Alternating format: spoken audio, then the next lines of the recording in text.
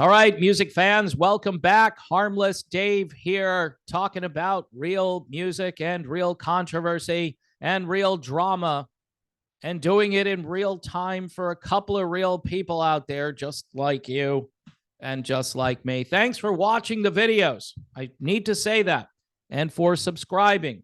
The odometer went over 76,000 last night. This channel is like an old car. It just keeps running. Thanks to you for putting gas in the tank. Otherwise, I go to the gas station and the YouTube thing is on the pump, and I put the nozzle in, and what happens is not a lot comes out. So I'm thanking you guys, Patreon, YouTube memberships. Seriously, I do mean that. Amidst people trolling and saying certain things, which I don't understand. My only explanation for the people that know about this is that I haven't apologized enough, I guess. I need to send out more apology letters, heartfelt apology letters, which I've done. So now you know the rest of the story, as the late, great Paul Harvey used to say. All right, the Defiance and their album Drive. You like good music? Here it is. All right. I only recommend the good stuff. I try to stay away from recommending crap. All right.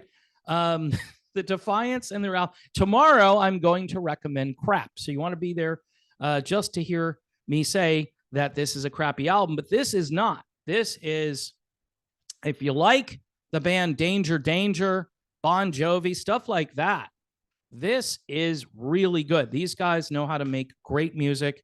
They write really big hooks. And I talked about how music is kind of hookless today. Where are the hooks? What's going to hook me into this? All right. So anyway, it's good to be here, like I said, but we've got this old issue that is rearing its ugly, and I do mean ugly head. Neal Schon responds to rumors about who's replacing Arnel Pineda. That is a super well-written tagline. Kudos to whoever is in charge of writing the headlines, all right? Because people will read that and they'll just assume, Arnel is being replaced. Who's the replacement? No, he's not responding to about who's replacing. He's responding to rumors about who's replacing. See, creative writing, that's pretty genius, and I have to start taking notes and writing some of these things down because I'm just boring. I don't create great headlines like that, and if I could, then maybe more people would watch, right? In the wake of Arnel Pineda's, now this is the part that's really getting under my skin, because this guy, Arnel, does not deserve this. And from what I've heard, he's having some difficulties in one area of his life. That's all I'm going to say. I'm not going to say anything more. Okay. I probably have said too much, but I know that things aren't super duper fantastic for Arnel in one particular area of his life. Anyway, in the wake of Arnel Pineda's recent statement, where he addressed racism and criticism directed at him. Now, this guy, for how many years now? What was it, 2007? So what's the math there? Like 17, 18 years, something? Probably more. I don't know. So 13, yeah, about 17 years he's been with this band. And he brought this band out of a holding pattern. They had Steve Augeri. If you remember, everyone knows the story. Steve blew his voice out singing these songs every night. And this is before AI, okay? Although rumor has it that there were tracks and so forth, but that's different from AI. AI can do stuff that just vocal tracks, like old vocal tracks, can't achieve. So I'm thinking Steve Augeri, he may have lasted a little bit longer if this were 15 years into the future. And then, of course, we had the great Jeff Scott Soto, who doesn't need any AI. Just go out there like a boss and take control of the band for how many months, and then got his pink slip from Kevin Cronin, and then Arnel Pineda discovered on YouTube, and he's been doing a great job ever since. Yeah. I mean, he brought this band into the spotlight again because he had very energetic live performances and he had a big heart. Go watch, what is it? Every Man's Journey. It's a great documentary. I've watched it a couple of times because, according to Jonathan Cain, Arnel Pineda made everyone better as a human being. Like they looked at his circumstances, which these guys don't do. This kid, 41-year-old kid, he was in the gutter in the Philippines, pretty much, singing in a dive bar, didn't have anything. And now he's internationally known. He's a superstar. He has probably a little bit of money, hopefully, stashed away. He lives in a nice house. I've seen pictures. Good for him. He deserves it, 100%. What he doesn't deserve is this racism. This, okay, and I've heard this from people, and people who have communicated to me, and they've said things like, you know, I like the American version of Journey. And I'm like, go tell that to Ainsley Dunbar. They're like, what? Ainsley, who's that? So anyway, they want the American version. See this British guy, American thing. And anyway, that's just for people that are kind of in deep here and know the history of Journey, where Ainsley, I believe, is British, right? I'm pretty sure he's British. So I kind of respond like, what do you mean? The American version? Well, Arnel, he's, you know, Asian. I'm like, okay, he's Asian. So, I mean, I don't understand this. I understand some people are critical of his phrasing on songs and he holds notes maybe a little bit too long. Go listen to the Revelation album. So I have a Journey t-shirt from that era. And that album convinced me that they had made a great choice at the time. Now, I will say this. The catalog is very difficult. And we've discussed this, like out of the 5,000 videos I've made or something. It's not that many, but I've made a lot of videos. Probably about 2,000 of them are all about how difficult the Journey catalog is to sing. And so, yeah, your voice wears down. It's harder to hit those crazy Tarzan notes at the end of, say, Separate Ways. It's difficult. It doesn't make sense how Steve Perry was able to do that back in those days. Keep in mind, Steve Perry isn't able to do that anymore. And very few people can do it. My buddy Brian Cole, he's the guy who is the front man for the band Resurrection, which is a Journey tribute. Brian can hit all of those notes. He's got that natural gift, that high voice that you need to go up there and not sound like you're straining. Haven't heard from Brian in a long time. I hope he's doing well. I know his band was out there on the road and booking lots of gigs. I've been talking a lot about Hugo's band Voyage because they came out with this great album. So again, there's a lot of great Journey out there. If you don't want to pay the high ticket prices or drive a long way, you could probably see a great tribute band because that is the future. It really is. After these bands retire, which is probably all going to happen in the next 5 to 10 years at the most, you might have 5 years left. You might have 10 in some cases, depending on how old these bands are. So, you know, enjoy these bands while they're here. But getting back to this, Neal Schon apparently has to dispel rumors on social media that Journey is about to replace Arnel Pineda. Taking to Facebook, Neal Schon wrote, "Dear friends, this message is to dispel any and all of the idiotic, relentless, rag-mag bull bleep articles coming from ex-managers about me replacing Arnel or Arnel leaving the band." He says, "We are better than ever." He goes on to say, "We all look forward to seeing you this year. The tour starts in a few days. Much love and gratitude to you all. Journey's 2024 tour will kick off tomorrow night in Biloxi, Mississippi at the Mississippi Coast Coliseum. The band is set to join forces with Def Leppard once again later this year for a North American tour from July to September, building on their prior collaborations from 2006 and 2018. So, this is what Arnel said on probably Twitter. Not sure where he said this. Dear bashers, foes, racists, bigots, haters, warmongers, no matter what or how you will name me, I won't stop singing with or without Journey. It's in my blood. Yes, I want a better life. Yes, I want to be acknowledged with what I do best, but never, ever have I ever dreamed, nor have I ever desired so deeply to be a part of the band you love and respect so deeply.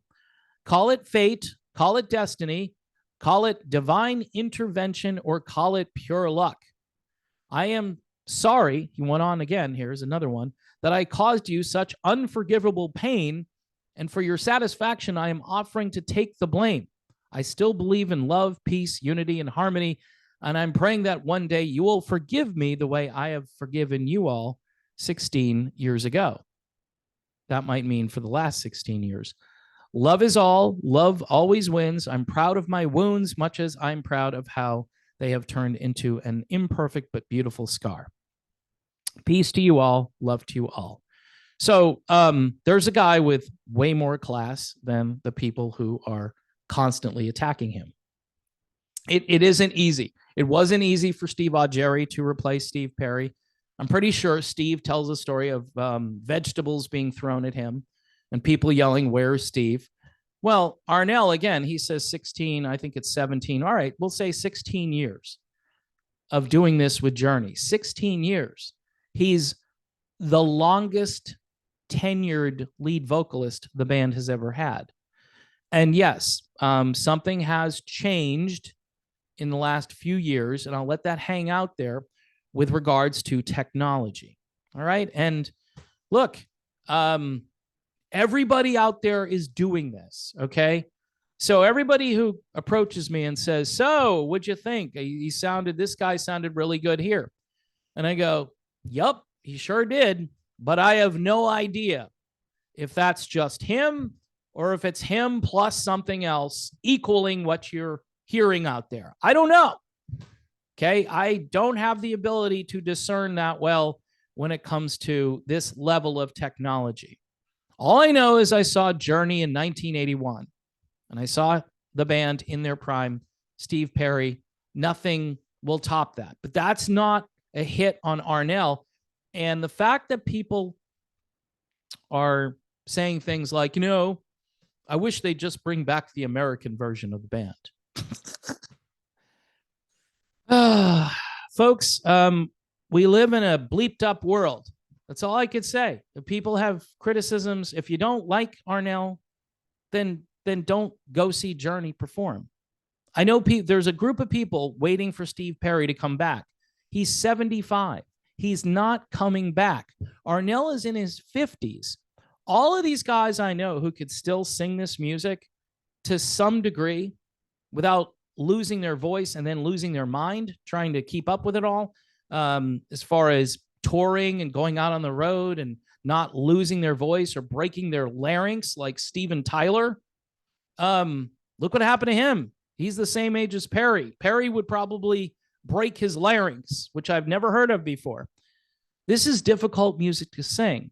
And rather than cutting the guy some slack and also understanding that this show, and I'm saying this with all respect to Journey because I know the rest of the show, from what I understand, is you're getting what you're hearing, but you have a secondary keyboard player a lot of times.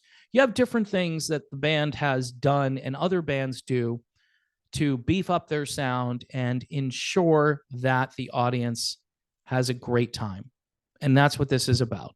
Now, part of me hates this because, again, old school. And this is, by the way, this is also part of my critique on doing this for too long. I mean, if you can't do it honestly, you shouldn't keep doing it. But if you can get away with doing it kind of honestly and put a good product out on the field, and the fans don't know. This is key. The fans do not suspect. They don't know. And the fans are willing to pay all this money, then keep doing it, I guess. You know, I mean, that's what happened with Kiss, right? People just kept going and kept paying, and now they're going to do avatars. Maybe someday we'll see the Journey avatars, and you'll have this. You'll probably get the Steve Perry avatar if Perry would sign off on it. Imagine that. They resurrect Journey with Steve Perry singing as an avatar, taking all of his vocals from the old days.